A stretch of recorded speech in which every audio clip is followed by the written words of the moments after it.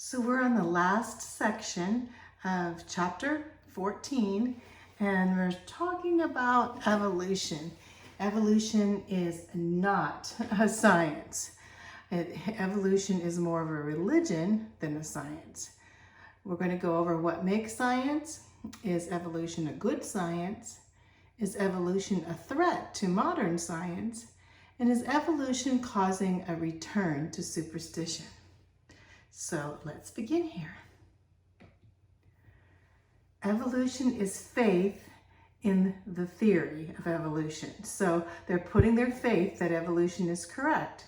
And we're putting our faith in the Lord, God, the creator of the universe. So it's comparable to that. As evolution, they have to put their faith into evolution to be evolutionists. G.A. Carricut says evolution involves 7 basic assumptions. Now, who is Carricut? Well, he is a scientist and he's an evolutionist, and he put these together as what evolutionists believe in, like a foundation in their theory or foundation in their faith. And he says it means that non-living things gave rise to living things in spontaneous generation that had occurred. So they believe that non-living things turned into living material, which has never happened in history at all. Also, number 2, spontaneous generation occurred only once, and that's when something caused a non-living thing to turn into a living thing, as like the Big Bang theory or something like that. Number 3, viruses, bacteria, plants, and animals are all interrelated. Number 4, the protozoa, which are like one-celled animals, gave rise to metazoa, which are multicellular animals. And then the various invertebrate phyla are interrelated. So basically now we have protozoan going into the invertebrates. And the invertebrates gave rise to the vertebrates. That means those with the backbones. And within the vertebrates, the fish gave rise to the amphibian to the reptiles, and the reptiles to the birds and mammals. So that's the basic faith theory, their statement of faith in evolution. The general theory of evolution. All evolutionists accept those basic assumptions that are true and valid, those 7 points that I told you about in the last slide. Interesting and revealing admission about this philosophy is this, and this is what Carricut said. He said, the first point that I should like to make is that these 7 assumptions by their nature are not capable of experimental verification. They assume that a certain series of events has occurred in the past. So he's saying these 7 things we can't prove by experiments at all. So that means they have to have faith that they really happened, doesn't it? Well, Professor Carricut, although an evolutionist, candidly tells us that the philosophy is based upon assumptions or faith that cannot be scientifically verified. He admits whatever evidence can be assembled for evolution is both limited and circumstantial in nature. So basically saying we can't prove any of these things, and we don't really have to prove any of these things. What makes science then? Is evolution a science? Well, let's find out. Kepler, Galileo, Sir Isaac Newton, Albert Einstein, all of them, what would they say about evolution being a science? Or what would they say about science? Well, to them, 3 things characteristics of their science, or that characterize their science. And these 3 characters approach to solving a scientific problem. So what are the 3 characteristics, I should say, of science? First of all, theoretical speculation. That's a hypothesis or a guess. Number 2, accurate observation. And number 3, precise experimentation. These 3 characteristics are closely linked to each other, and they're very difficult to separate sometimes. So let's talk a little bit about that. Theoretical speculation. So what is that? Well, hypothesizing involves thinking very seriously and rigorously about phenomena of the physical universe and forming general principles or a hypothesis to explain them. So basically it's research. You research in what you want your hypothesis to be so that you can explain it in an experiment, right? Hypothesis testing, there we have, is thinking of what seriously about some law or thought of the universe, right? To do this, we have to research and observe. Observation involves looking very closely at the physical universe to gather scientific knowledge about it. You can see there using all of your senses, and then also using telescopes and microscopes and tools, and temperature, taking temperature, smell, taste, thinking. All these things have to do with observation. Time, hearing, measuring, all of these. So many things we can do when we're observing. Experimentation is a special kind of observation that involves testing the hypothesis in a controlled and systematic way. And we've gone over that before. Experimentation seeks to determine the truth. Is our hypothesis true or is it false? And scientists expect rigorous testing in the real world to confirm their theories. If rigorous testing fails to confirm the theory, then the theory must be discarded or modified. We know that when we have an experiment and observe, and if the observation comes out that it does not support our hypothesis, then we have to go back to the beginning and start again, don't we? Great scientists. We went over a lot of great scientists, but here are two great scientists and how they thought. Sir Isaac Newton and Galileo were great thinkers, but they also were great observers and great experimenters. If you go back to the Greeks and Aristotle, he never did experiments, but these scientists observed but made experiments to prove their theory or to prove their hypothesis. They designed these experiments to verify them and tracing to what intrigued them most. And here you see Galileo here with the planets, and we see Isaac Newton with gravity and the telescopes and the prisms. All they were able as great scientists to think and to put their thoughts into experiments, I should say. Scientists like these two did not want to lose touch with reality and thinking because they knew that their hypothesis would have to be tested by observation and experimentation. They expected that good reasoning would produce theories that correspond to the real world. Mistakes in theories. Yes, like we said, there's a lot of mistakes made when you have a hypothesis and you want to change that hypothesis to a theory. Anyone who has never made mistakes had never tried anything new, is what Einstein said. He said he had to go back many times when he was testing his theories, right? We know that. He was a great scientist. Scientists expect to make occasional mistakes in theoretical speculation. Experimental testing reveals these mistakes and helps eliminate erroneous ideas in the scientific world. So they want to, if something is an error, something is false, then the experiment will come up and tell that this is a false theory or a false idea. The testing process ensures that over the long run, scientific theories that contain errors will be eliminated. And of course, they have testing that either confirms or disproves these scientific theories. Is evolution a good science? Well, take spontaneous generation. Spontaneous generation, or abiogenesis. And and evolution. They're both not able to be tested by experimentation.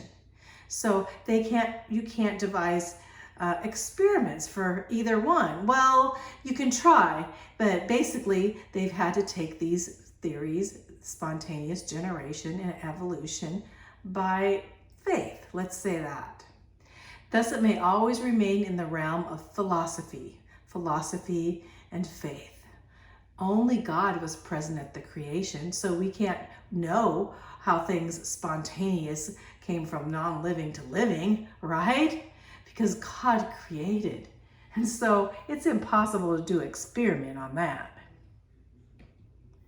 Scientific observation. There's two types of way we can observe things. First, direct observation, which involves only the scientist and his own sensory ability.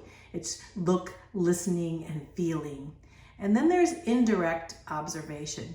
And that takes a variety of scientific instruments, to measure. And that's why we have those flasks and we have those rulers and different things to measure. And it goes on because there's so many tools that we can use for indirect observation and maybe improving experiments, let's just say that. All good scientific observations are either direct or indirect to be scientific. Number one, they must be repeatable. Any event that is not subject to confirming observation is beyond the realm of science. Other scientists may have to be able to repeat and to see if their theory is correct by going through the same type of experiment. Can other scientists come to the same conclusions? Yeah, that's important. They must be free from bias or prejudice as possible to fully report what is actually observed, no more or no less. They can't add to it. We have this guy here. We won't be needing that sample. Let's throw that one out so the experiment works, right? That's what bias does, and that's what prejudice does. Evolution does not measure up to this. Evolutional, according to evolutionists themselves, is not repeatable. Furthermore, if a change of one creature to another is occurring today, it is such a slow pace that cannot be observed. So if they're saying, if there is some changes going on, it must be so slow that we can't see it. And we haven't seen it in our lifetime or in history. Observations that reveal a variety within kinds are not evolution. That means, so if there's a variety or in a kind or a species, how a species develops within its own kind is okay. That's adaptation, or that is a variety, and that's not evolution. When you talk about evolution, it's between kinds or between species. Evolution begins with a bias. So that means they have prior assumption of their philosophical naturalism, basically saying they're biased. We believe in evolution, so let's try to prove it no matter what. And so the theory is kept alive by reliance on this assumption. So they're basically biased, in their experiments to prove evolution. Cause and effect. Cause and effect is one of a scientist's goals. What caused this and what effect did the cause have? They are best determined by experiments. No one has yet devised experiments that show cause and effect for evolution at all. Like what kind of cause and effects for evolution? There's no experiments. There's no experiments to do for evolution. Many scientists have attempted to conduct controlled experiments to probe that life arose by chance or that a creature changed into another, but they all have failed. All of them, 100%. Attempts to show abiogenesis, which is that spontaneous generation, non-living material producing living material. Well, there was a synthesis of amino acids, and various experimenters have done this. But let's take Stanley Miller here. Here's a picture of him working, and he lived in 1930 to 2007. He produced certain amino acids with specialized apparatus he devised and conditions that were supposed to correspond to life on Earth back in the primitive Earth.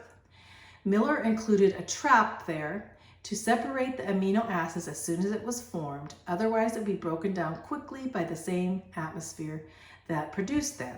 So there's much doubts about that, because he tried to produce these amino acids. He said, voila, I've done it. And then he could not even hold them for a second or two before they were started breaking down. Does that sound like non-living material produced living material? Doubtful, very doubtful. In fact, impossible.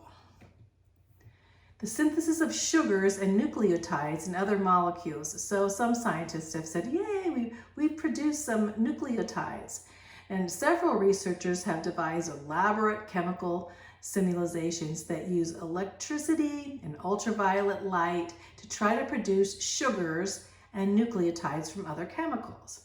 And these simple molecules are no closer to being living things than a tiny blob of aluminum to be a passenger jet. I like that, because here they produce this, but is that really life that they're producing? They're like, hey, we produced it. Non-living things can produce sugar and all these things. Well, not really. They haven't really shown that at all.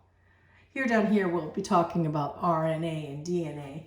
They always point to RNA and DNA when they're trying to say that life comes from non-living comes from or living things come from non-living things. Linking amino acids. Sidney Fox, down there, a picture of him, he says, linking by very special heating techniques in certain conditions that could have never existed on the hypothetical Earth to bound amino acids to form proteinoids. And these are not in any sense the incredible complex molecular machines found in the cells. So they're trying to just develop some way they can link them together and say, hey, we have protein here. But these little proteinoids are not the living cells. As you know, you've looked at inside of a cell, and the cell is very, very complex. They just appear to be mere blobs with no order and no utility that would have quickly been destroyed if they appeared on Earth. So when they say we have actually created life, they created a proteinoid, that's not life. They're not even cells. The RNA world. The theory that RNA molecule was the primeval molecule from which all macromolecules in cells evolved is well established in evolutionary thought. They always go back and say, well, let's talk about RNA in the cells. RNA can carry this biological information, and some possess enzyme activity. So this makes them hypothetically potential in self-replicating molecules.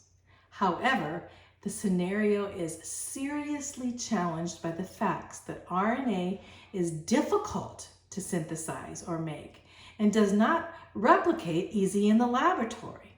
In addition, it needs nucleotide sugars and phosphates, which were not even available on Earth's assumed atmosphere. So whenever you say, okay, a scientist says, okay, we've figured it out with the mRNA and all this of the molecule with the DNA, the RNA going to the DNA, it does not work. And it could never have just the big bang of RNA could not have produced life. Synthesizing cells. Another guy named James Donnelly, and he lived in 1911 to 1984. In 1970, it was reported that he synthesized a living cell. He says, I've made a living cell. He started with living cells that he already had, and then he disassembled them and tried to refabricate them back into a cell from the parts that he already had. However, it has since been shown that Donnelly did not succeed at even reassembling a living cell from its component parts. So he said he did it, but now it's proven that he did not do that. And plus, he tried to use a living cell to make another living cell. Doesn't sound like spontaneous generation to me. Common faults. If these experiments were successful, which they have not been successful, they do not address whether or not life actually arose by chance and evolved into its present form. These experiments demonstrating the possibility that a historical event like a Big Bang occurred in a certain way cannot prove whether the historical event actually occurred. If they say, oh yeah, I think we have it here, this is how it occurred, but they still can't prove it, that this really happened. For example, it can be scientifically demonstrated that certain kinds of bacteria can survive the vacuum of space for long periods of time while they're in their spore state or their dormant state. But this does not mean that life arrived on Earth from outer space through bacteria. No way. You can't say, oh, bacteria, they can survive in these spores, so they must have came from outer space. Can you really prove that bacteria came from outer space? No way. Nevertheless, experiments have failed to show that spontaneous generation, remember what that is, that's life coming from non-living material, and biological evolution are not even possible. Evolution, I like that picture there, huh? Evolution is the threat to modern science. The decline of scientific integrity, because now they're just saying, oh, this happened because we say it happened. That's not very scientific. Historically, modern science was characterized by its emphasis on provable facts. Hypotheses were regarded with skepticism unto fact after fact and supported the hypothesis and disproved others in experiments. Evolution does not have experiments, right? The Origin of the Species, which Charles Darwin wrote, remember, pioneered a new technique of science by presenting very vague, improvised speculations one after another and supported by their imagination and conjecture as a proof of a hypothesis. They just were imagining how things might have happened and saying this is science, and it's not science. If facts are used, they are vague and selective to give the appearance that a hypothesis is supported or never contradicted. So even if you go online and they say, we've proved evolution, and they try as they must and try all these different ways to say that they have not proved, and they give these vague and selective things and circular reasoning and all these other things to support evolution. Jumping to conclusions. Okay, have you ever jumped to conclusions? It's a characteristic of evolutionists. A lesson in jumping to conclusions in evolution. They say, it might have been, it is conceivable, apparently, not too difficult to conceive. Well, it is probable. Perhaps this happened, maybe. Well, this type of methodology has harmed science. Because if you're jumping to conclusions and saying this happened, it still has not been proven, has it? William R. Thomson lived in 1882 to 1972. He says, the success of Darwinism was accompanied by a decline in scientific integrity. So he says there have been reckless statements of Haeckel, saying that, a baby in the womb looks like it has fins. Remember that? And the devious T.H. Huxley. And Huxley was basically Charles Darwin's bulldog. He went in he was atheist, and he tried to tell everyone this is the way it was. And he took his beliefs to extremes, and anybody that did not believe in evolution was ridiculed and attacked. Let's just say that. So William R. Thompson also says, to establish the continuity by evolution, historical arguments are invoked even though historical evidence is lacking. There's no historical evidence in all this. Thus are endangered those fragile towers of hypothesis based on hypothesis, where fact and fiction intermingle in inextricable confusion. Basically saying, evolution is very confusing, isn't it? And you don't know whether they're talking about facts or fiction, do you? Is this a fairy tale or what? He says down the bottom, the more chaos there is, the more science holds on to abstract systems of control, and the more chaos is endangered. So he's saying, basically science wants to be orderly where evolution is confusing. A return to superstition. So scientists based on intuition, what they thought, rather than solid evidence, even in textbooks. You look at textbooks and it says, hey, look at evolution. We're going to teach you evolution. Why? It's a superstition. Well, true science regards intuition with great suspicion and always subjects ideas and speculation to experiments and tests. But not evolution. They don't do that. They just teach it. This threatens to pull science backwards toward the days of superstition. The politicalization of science. So making this evolution political, or put it into politics. It says the widespread acceptance of the Darwin method of science, which is speculation and argument, not experiment, has allowed some branches of science to become motivated by politics or ideologies instead of absolute truth. So it's putting evolution into the political realm where in politics they say you have to believe in evolution or else. That's politics, basically political ideology, and say if you don't believe in evolution, you must not be a scientist. For example, Dr. Stephen Schneider, the former climate researcher, he was doing research on climate, like climate change. We have to offer up scary scenarios and make little mention of any doubts that we may have. Each of us has to decide what the right balance is between being effective politically and being honest.